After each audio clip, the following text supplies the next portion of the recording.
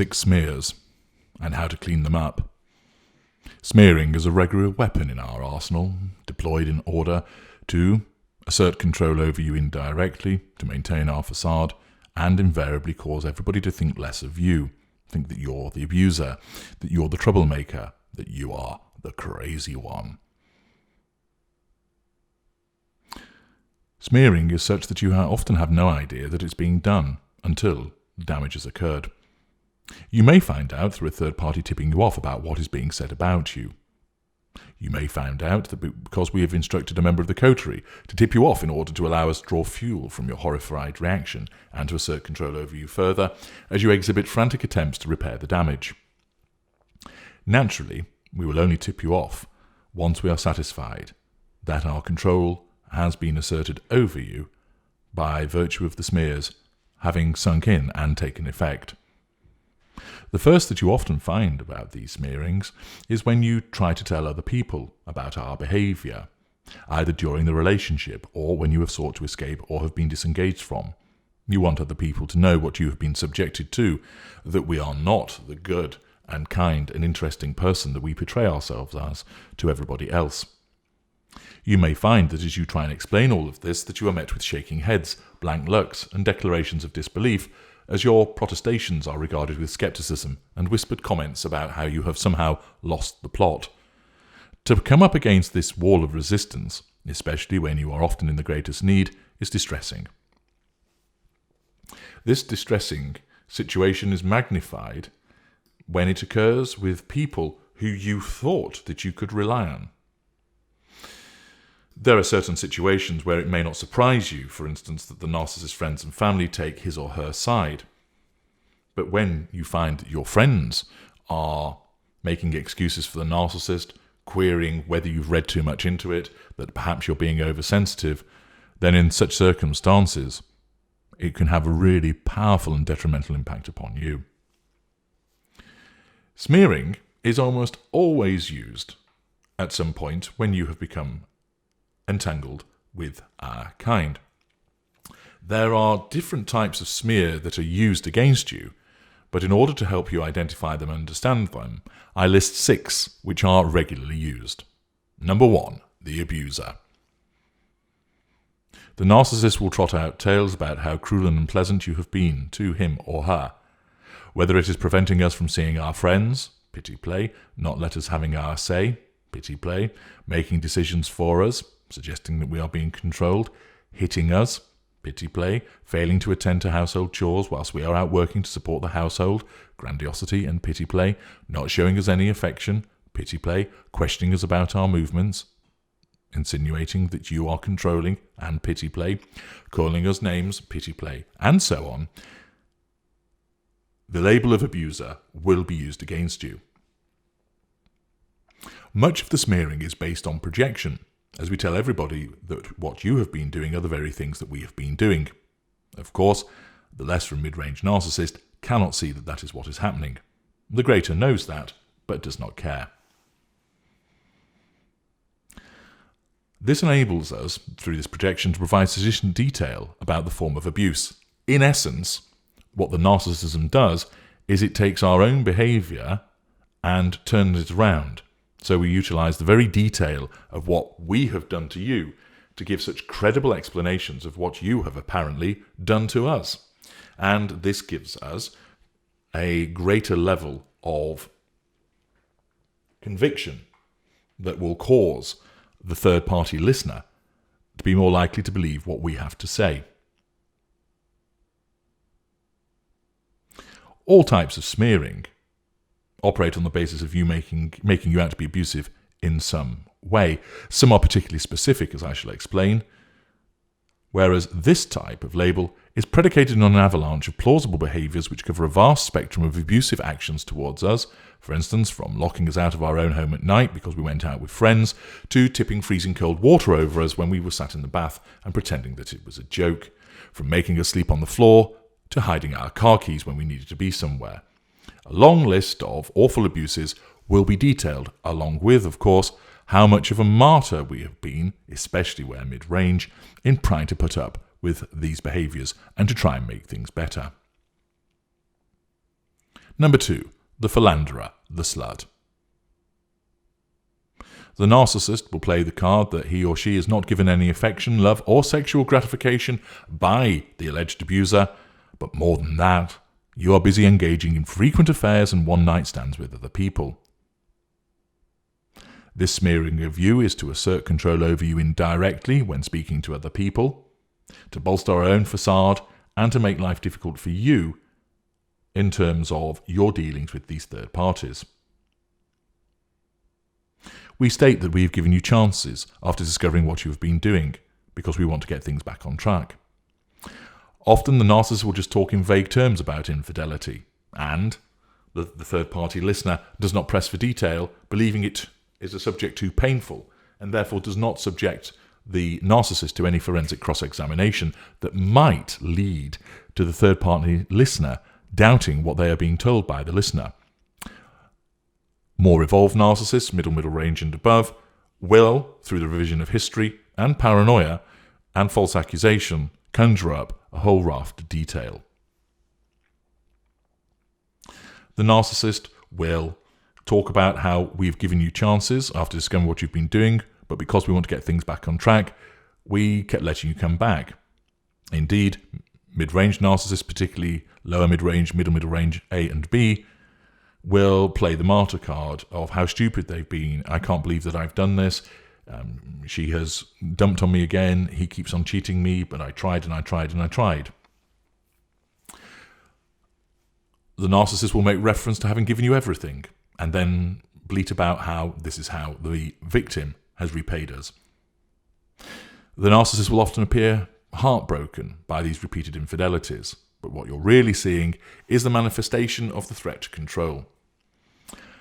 The narcissist will identify people of the opposite sex that you are close to and peddle lies that there is something going on between you and them. This is driven by the paranoia and the need to assert control. Those people we know who enjoy some tittle-tattle will be approached first in order to give the lies some legs, so that they will not only believe what they have been told about you and the neighbour, you and your colleague, you and the gardener, but they will then spread the smear even further.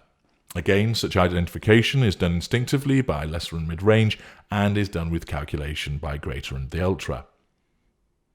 We will add in some sexual casual encounters that we've learned about, and, of course, linked to the fact that you may work away, work in a bar, are generally seen as friendly and outgoing, then this all accords with the idea that you are some kind of philanderer or slut. Number 3, the spender. We obviously work very hard each day to provide for you, and all you do is sit around ordering things off the internet, going out to lunch, organising another home improvement, and frittering away our hard-earned moolah. We make out that you are squandering the fruits of our labour by pointing to the recent purchase of some expensive shoes, conveniently leaving out, of course, that this is the first pair that you've bought in 2 years. We will often take things out of context for the purpose of asserting our control over you, and in our stories that are part of the smearing to the third-party listener. The joint credit card, which bears the hammering of our profligate spending, will actually be attributed to you.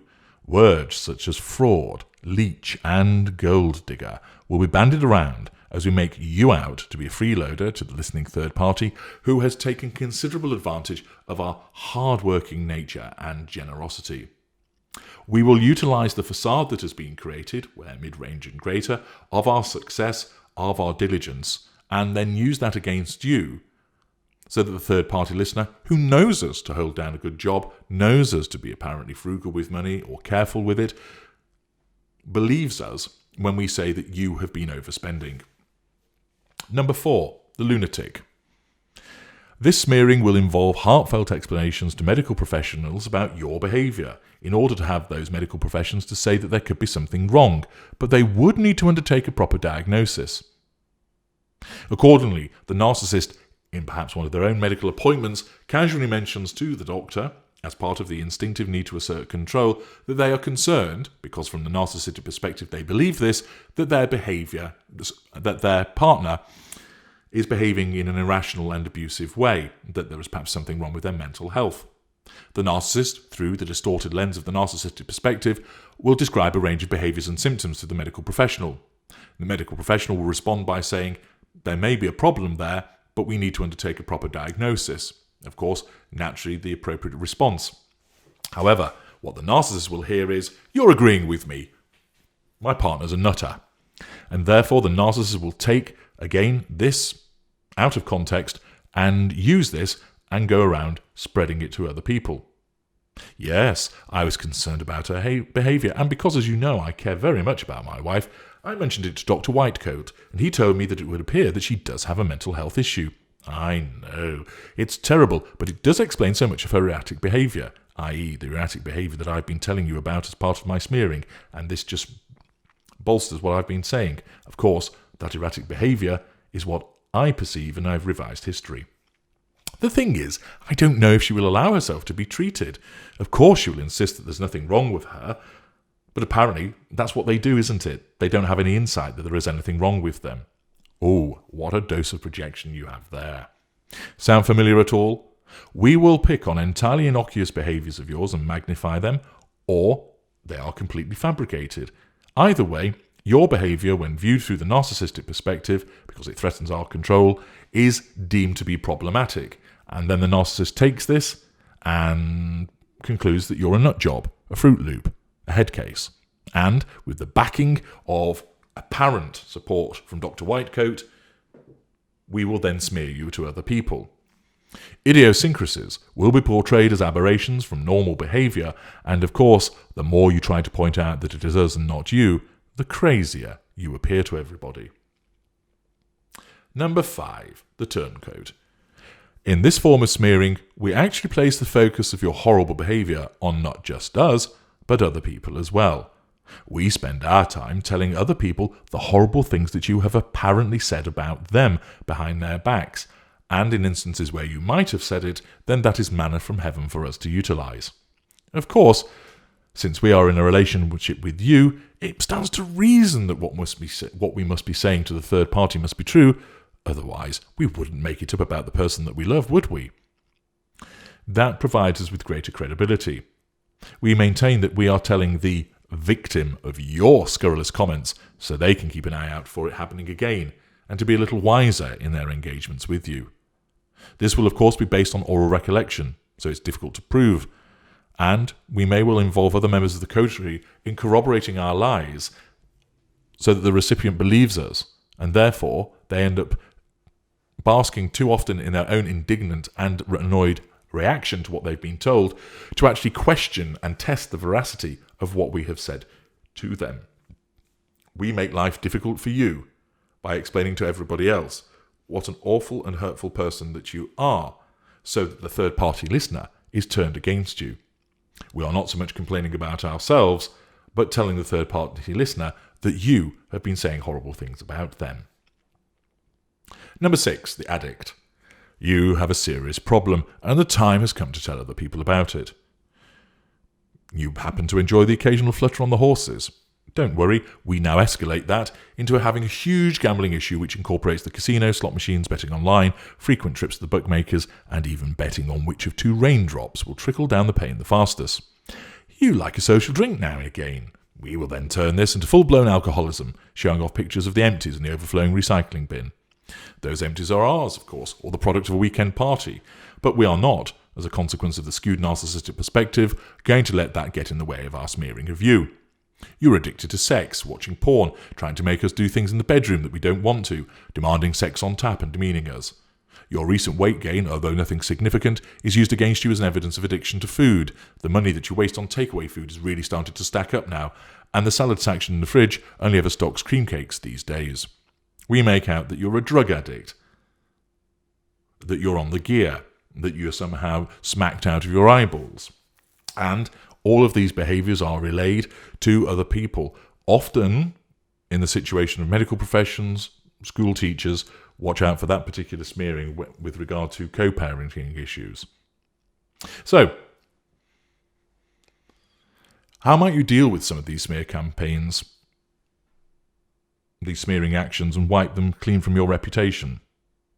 Remember, you're never in a position to stop them, because they invariably begin because you know about them, because you will have threatened our control in some way, and as part of the assertion of control, our narcissism has caused us to select the second assertion of control, indirect control, and we then smear you.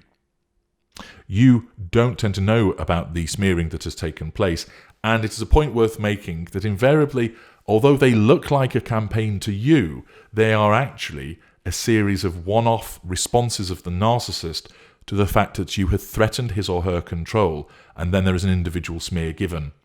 It is only the greater and the ultra that sit down and devise a concerted smear campaign against you. Lesser and mid-range don't, because they act instinctively, and what they do is they can engage in repeated smearing when looked at over a period of time gives the appearance of a campaign, but it wasn't a deliberate and thought-out campaign. It is a series of individual instances. It is pointless going up against the smear campaign. If you do, you will end up giving us more fuel. We win. You are likely to go up against people who are already turned against you, and all you do is make you look more and more like the person that you've been smeared to be, and you make the situation worse. Moreover, if you try and fight our smear campaign, this will invariably get back to us. That means that that's a threat to our control, therefore we have to respond, and we have to respond to assert control over you, because your reaction to our smearing of you threatens our control. If you are going around trying to tell everybody, no, I'm not the abuser, he is, you're threatening our control. If you are going around trying to tell everybody, I didn't do that, or he's lying, or those are the things that he does, you're threatening our control. And therefore, one or two things will happen. We may hoover you directly and confront you, telling you, stop chatting shit about me, stop telling lies, I'm going to get a restraining order against you. Or, dependent on the circumstances, we do not engage in a direct hoover of you. Instead, we increase the smearing of you. And we respond to the allegations by pouring on more allegations against you. That we provide trumped-up evidence to demonstrate that you are the problem and it's not us. And the problem that you have is you are often going up against people who've already had their heads turned, and you have to let it go.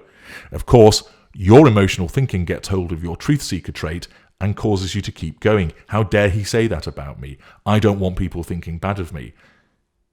You are far more effective in dropping it. Here are some steps, some brief steps that you should take note of when dealing with smearing by narcissists. Number 1, avoid reacting to them in any emotional fashion. If you do, you'll end up giving us fuel in some way. By avoiding this reaction, you starve us of fuel, and this is more likely to cause us to drop the smearing because we're not getting anything out of it. Yes, some damage has been done already, but you couldn't avoid that, but you will avoid making it worse by reacting. 2, consider carefully who you feel the need to disavow of our lies. If you need support in the context of your escape, save your energies for addressing the lies with those that matter in terms of providing you with support. You may end up losing some friends, but were they really good friends to have if they were taken in by our smearing of you? 3, if you feel the need to counter the smear campaign, and more usually you're better off not doing so, then use independent evidence that you have to show people that we are lying. Documents, video recordings, independent witnesses, and just provide this to the relevant recipient of the smearing for them to make up their own mind. State your side of the story, refer to the evidence, and let them make their own mind up. People don't like to be told how to think. By allowing them to reach their own conclusion as to who is telling the truth, you are more likely to succeed and gain an ally again, and one who will also expound your truth to others on your behalf. If you continue to protest by your side of the story, it becomes a he said, she said situation. There's no smoke without fire. 6 of one, half a dozen of the other, and people fall into those traps. Moreover, driven by your high emotional thinking and the fact that the person isn't accepting what you're saying, rather than stop, you keep going, and it makes you look hysterical, bonkers, and plays right into our hands. Moreover, if you keep telling someone this person is a narcissist, they probably won't understand. If you keep telling them how to think, rather than focusing on your message, they focus on the fact that they are offended by you telling them how to think, and that is what they focus on, and your efforts become incidental. For if people approach you concerning the lies and want to discuss it with you, more out of a desire to engage in salacious gossiping than know the truth, there's no point at all engaging in a lengthy discussion in order to persuade this person. They're not interested in the truth, only the buzz which comes from having some gossip. Raise your hand as they begin and tell them, "He has told lies and I don't want to hear any more of them or discuss them. Thank you." This should stop it in its tracks. You may also wish to add that the matter is in the hand of the lawyers, which often causes those third parties to back off as they don't want to become embroiled in some kind of legal action. 5. Don't engage in a reverse smear campaign by talking about what we have done. Although tempting as it is, all you'll do is kick the hornet's nest, as I have explained earlier. The problem is, we will get fuel, you will cause us to react, and often it makes you look like you're only saying this because of what we have said, and it makes you look bitter and twisted. Concentrate on protecting your own reputation. Don't be concerned with blackening ours. We won't accept it. Many of the people in our camp will not accept it. People in your camp, they will. And the vast majority of people will be sympathetic but aren't actually interested. 6. Adopting what I've explained earlier will turn the tide so that we are then left with the choice of having to expend more time and energy to maintain the smearing against you, or more likely we see it's not working and we decide to concentrate on someone else rather than you, and you get left alone. 7. If the smearing is having adverse effects in terms of your job, your professional standing and interaction with the authorities, then you ought to consider utilising a lawyer based on evidence to set the record straight. A well-drafted letter to the relevant decision maker is often sufficient to address the matter with accompanying evidence. Don't engage in sending threatening letters to us unless the smearing is especially horrendous and extensive and is having serious repercussions on your life and livelihood, as all this does is provide us with fuel, threaten our control, and means that we will fight back, and gives us a beautiful arena for us to continue the allegations and look to continue to assert control over you and extend the smearing. Often the most appropriate thing, although it sticks in your craw and isn't fair, but this isn't about fairness, it's about ignoring it and getting on with your no-contact regime. If you do this, you've not taken the bait, and this will actually infuriate us for a period of time. Of course, as an empath, being driven by your emotional thinking, corrupting your empathic traits of honesty, decency, and a truth seeker, you will find this extremely uncomfortable, and you will want to tell everybody about how we've behaved. You will want to confront us to tell us, stop telling lies about us. But you must try and resist that. And remember, most third parties are actually too caught up in their own lives to have much regard for the smearing for long. Your emotional thinking makes you think that they're taking more notice of it than they actually are. So those are 6 examples of the type of smear that we use against you, and with examples for the purposes of helping you understand, and some tips with regard to dealing with the effect of the smearing. If you want more detail on this, to understand it in greater detail and more practical ways of addressing smearing to help you deal with this aspect of the narcissistic dynamic and the manipulations, see the descriptions contained in the video description, which will provide you with links to additional expert material. I'm H.G. Tudor. Thank you for listening.